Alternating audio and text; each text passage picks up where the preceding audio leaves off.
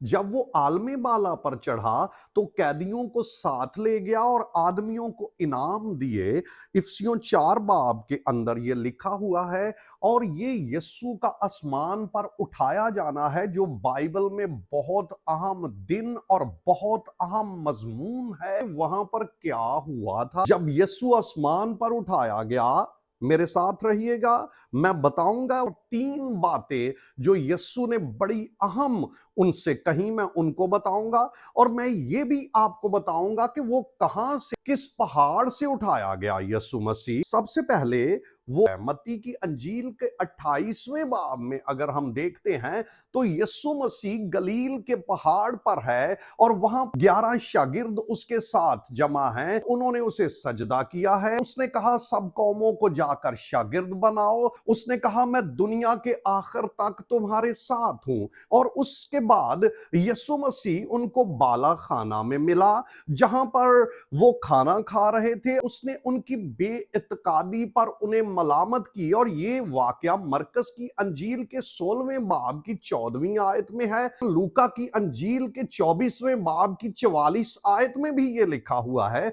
और बाला खाना से वो कोई जैतून तक चला गया और बैत अनिया के सामने से वो कोई जैतून पर गया। अमाल की किताब में से आपके लिए पढ़ूंगा। ये वाकया 3 जगह पर है जब यीशु आसमान पर उठाया गया, और वो मैं तीनों रेफरेंस आपको दूंगा। ये अमाल की किताब का पहला बाब है और उसकी 9वीं आयत में लिखा हुआ है वो आसमान पर उठाया गया उनके देखते देखते। ये मरकस की अंजील के 16वें बाब के अंदर और उसकी 19वीं आयत में है, जहां से यीशु मसीह आसमान पर उठाया गया। ये बाइबल मुकद्दस में बहुत ही अहम वाकया लूका की अंजील के 24 बाब की 50वीं आयत में भी वो आसमान पर उठाया गया है। मरकस की अंजील का 16वां बाब कहता है कि वो उनके देखते ही आसमान पर उठाया गया, बाप की दाहिनी तरफ जाकर बैठ गया। लूका की अंजील का 24 बाब कहता है कि वहां पर उसने उन्हें बरकत दी, उनसे जुदा हो गया।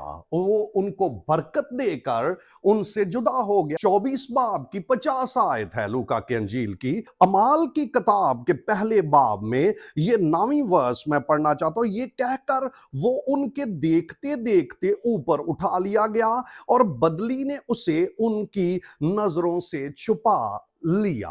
मैं यहां पर कहना चाहूंगा कि ये वाकया पुराने अहदनामे के एक वाकया के साथ रिजेंबल करता है, जहां पर अलीशा एलिया के पीछे पीछे जाता है और वो रूहुल कुद्दस का मुतलाशी है और वो कहता है जो रूह तेरे ऊपर है वो मेरे ऊपर आकर ठहर जाए। उसने कहा अगर तूने मुझे अपने से जुदा होते देख लिया तो तब मेरा रूह तेरे ऊपर आकर ठहर जाए। यहां पर भी सीन ऐसे ही है।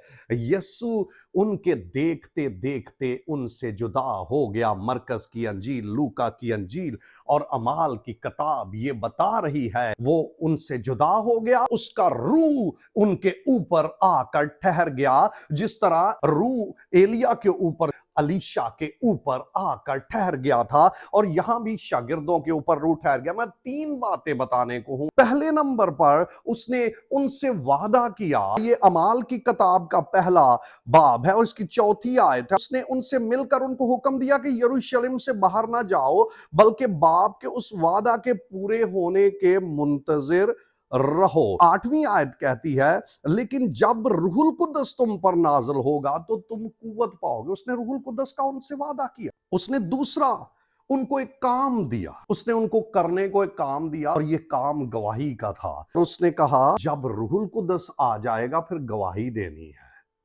सुनिए ईमानदारों, ऐसे ईमानदार जो कहते तो हैं कि हमारे ऊपर रूहुल कुद्दस है लेकिन गवाही नहीं दे रहे, यस्सु के लिए कुछ कर नहीं रहे, घर के कोने में बैठे हुए हैं, अगर गवाही नहीं दे रहे तो रूहुल कुद्दस नहीं है। ये आपके जज्बात हो सकते हैं या आपका इल्म हो सकता है। रूहुल कुद्दस जब आएगा तो तुम मेरे गवाह होगे, यरूशलेम में, यहूदिया में, सामरिया में, जमीन की इंतहा तक तुम मेरे गवाह होगे।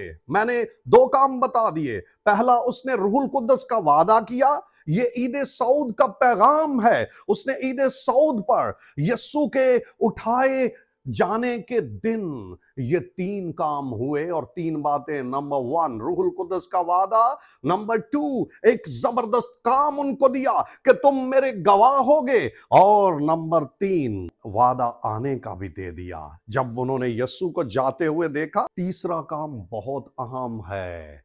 जब यस्सु उनके देखते देखते उठा लिया गया तो दो मर्द उन्होंने देखे, सफेद पोशाक पहने हुए थे, वो फरिश्ते थे दो, और उन्होंने कहा, यही यस्सु जो तुम्हारे पास से उठाया गया है, इसी तरह फिर आएगा जिस तरह तुमने उसे जाते हुए देखा है। और याद रखिए, यस्सु का आसमान पर उठाया जाना गवाही है कि वो एक बार फिर आएगा। और इसी तरह, यानी जैसे बादलों पर गया, उसके आने का वादा भी है कि वो थस्सलुनीकियों के खत के मुताबिक भी वो बादलों पर ही फिर वापस आएगा। कलीसिया, ना सिर्फ ईद सऊद को मनाइए बल्कि यस्सु की आमद के भी मुंतजर रहिए। खुदावन आपको बड़ी बरकत दे।